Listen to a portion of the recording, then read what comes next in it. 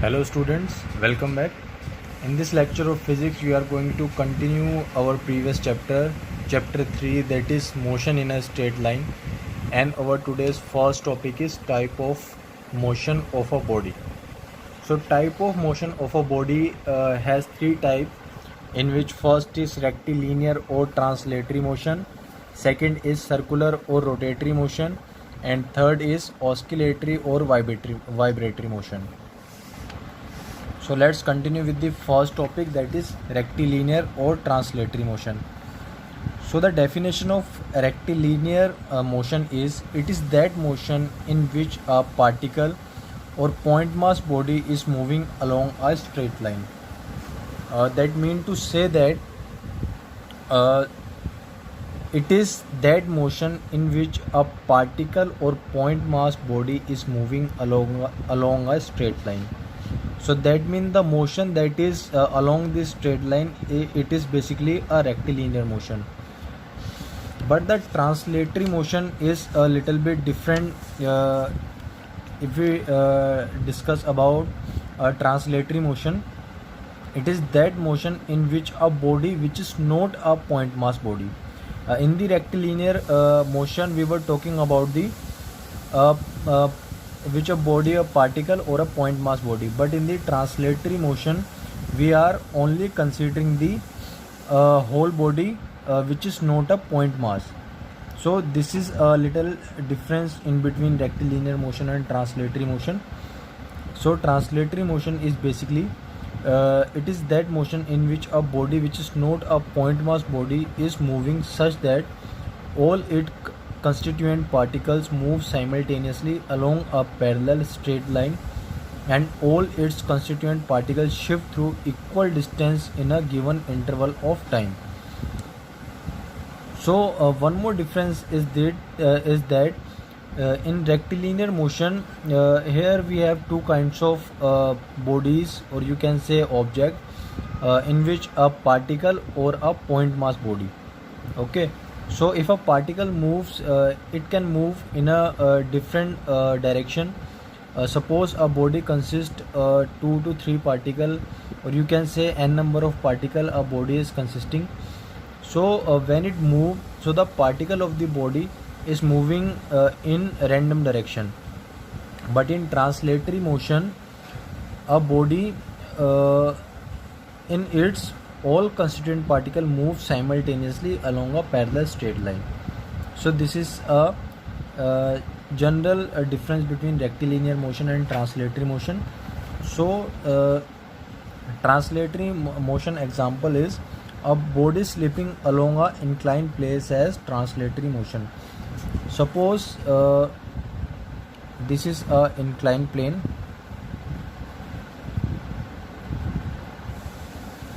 Suppose this is an inclined plane and your body is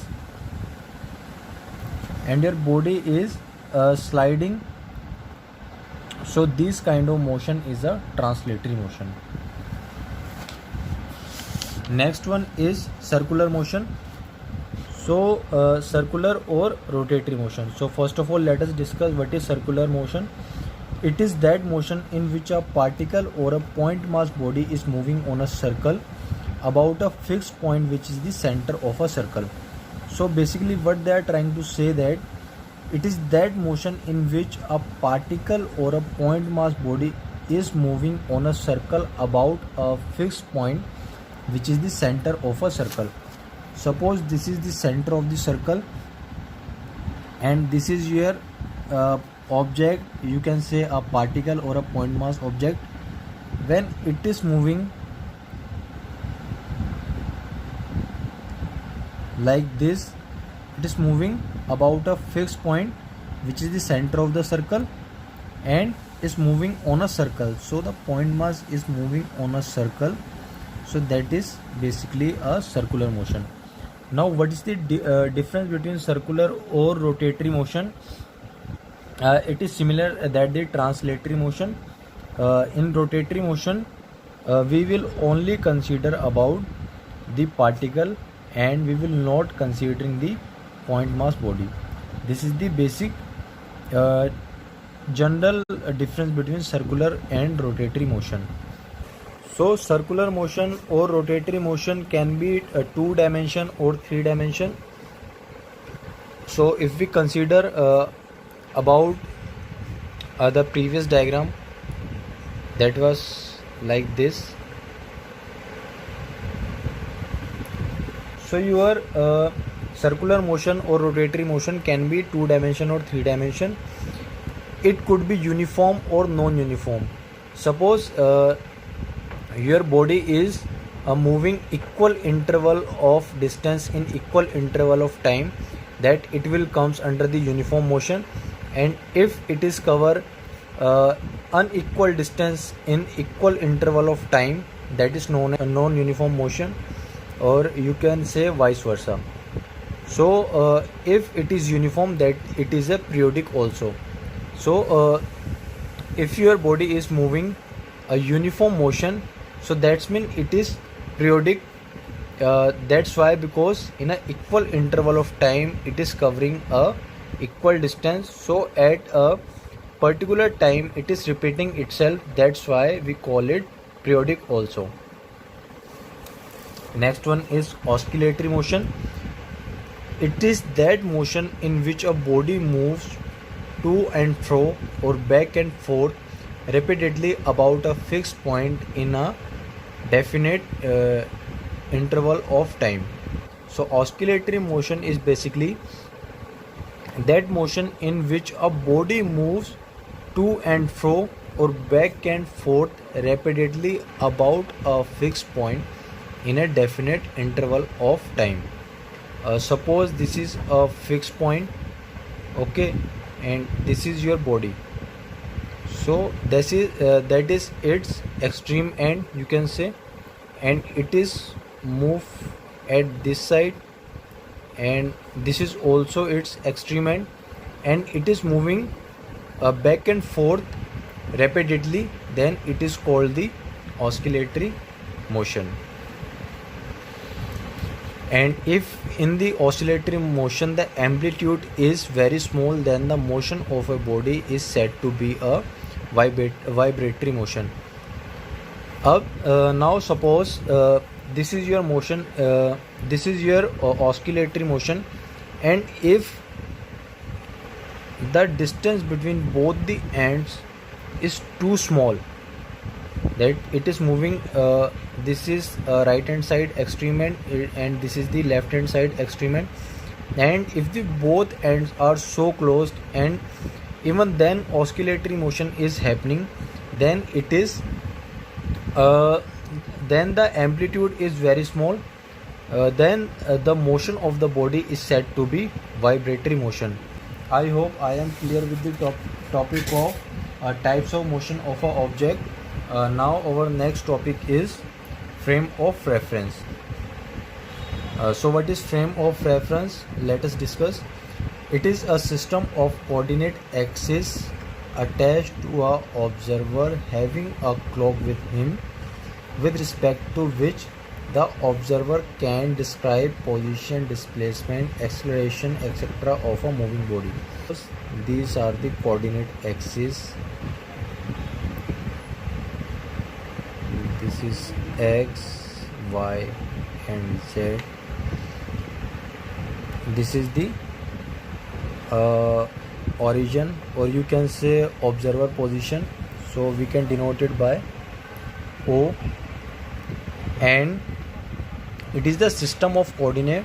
So it is the system of coordinate attached to an observer having a clock with him, and a observer is having a clock with him, with respect to which the observer can describe position, displacement, acceleration, etc. of a moving body. So this is basically your planes. And so if you are describing your object position in plane with the help of a time, then it is known as frame of reference. So when a point object is in motion and we want to specify its position, then we need to use a reference point and a system having a set of axes. The most convenient system is rectangular coordinate system consisting of three mutually perpendicular axes. So they all axes are perpendicular to each other, labeled x, y and z axis. The point of intersection O of these three axes is called the origin, which serve as a reference point or the position of the observer. The observer has a clock with him to record the time. The position of the object at a given instant of time can be described in terms of position coordinate x, y and z, that is the distance of the given position of object. The distance of the given position of object along with the x, y and z axis. This coordinate system along with a clock constitute a frame of reference. I hope I am clear with the definition of frame of reference. Now frame of reference has two types, in which first is inertial and second is non-inertial. So let us know what is inertial. So inertial is basically in which Newton's first law of motion holds good. That means in inertial frame of reference it's hold the Newton first law, and the vice versa with the second one, that is non-inertial. So in non-inertial, in which Newton's first law of motion does not hold good. So for an example, a frame of reference attached to a person is bus moving with variable velocity or moving with acceleration along a straight path. So in which, suppose you are traveling in a bus and bus is not moving in a uniform velocity. Suppose it is moving 10 km in first half and 20 km in next 1 hour. So it is non-uniform, that it is come in the non-inertial frame of reference. If we talk about the inertial frame of reference, in which suppose a frame of reference attached to a person in a bus at rest or in bus moving with a uniform velocity along a straight path. So if we talk about the inertial frame of reference, then there is a uniform motion. I hope I am clear with the topic of frame of reference. 1, 2 and 3 dimensions. So first one is one dimension. The motion is said to be one dimension if only one out the three coordinates specify the position of the object changes with respect to the time. So what they are trying to say, in one dimension motion we have three coordinates as I described in the frame of reference, and in one dimension motion if only one out of three coordinates specify the position of object changes with respect to the time. Suppose an object is moving from a position O to P and it cover a distance y. Then at time t, let the point, suppose an object is moving along a straight line OX with origin O. At time t, let object be at point P where OP equal to y. It means to know the position of the object ever at a given time t, we are required to know only one coordinate, that is distance y. Such a motion of object in which only one coordinate is changing with time is called one dimensional motion. So in this only your x is changing, that's why it is one dimensional motion. Next one is two dimensional motion. The motion of object is said to be two dimension motion if two out of three coordinates specify the position of the object change with respect to time, in which we have two coordinates and you can say they are changing their position in the x-axis and y-axis also. So in x-axis it's cover the distance that much, that is known as small x, and in y axis that is cover the distance small y. So it is changing its position in two axes, that's why it is known as two dimensional motion. So the motion is said to be three dimensional if all the three coordinates specify the position of the objects changes with respect to its time. Topic: three dimensional motion. It's all the coordinates change in which x changes, y changes, and z changes. For an example, a kite is flying, a flying aeroplane, and a bird is flying. That is all comes under the three dimensional motion. I hope I am clear with this topic, and we will continue further topics in our next class. Thank you.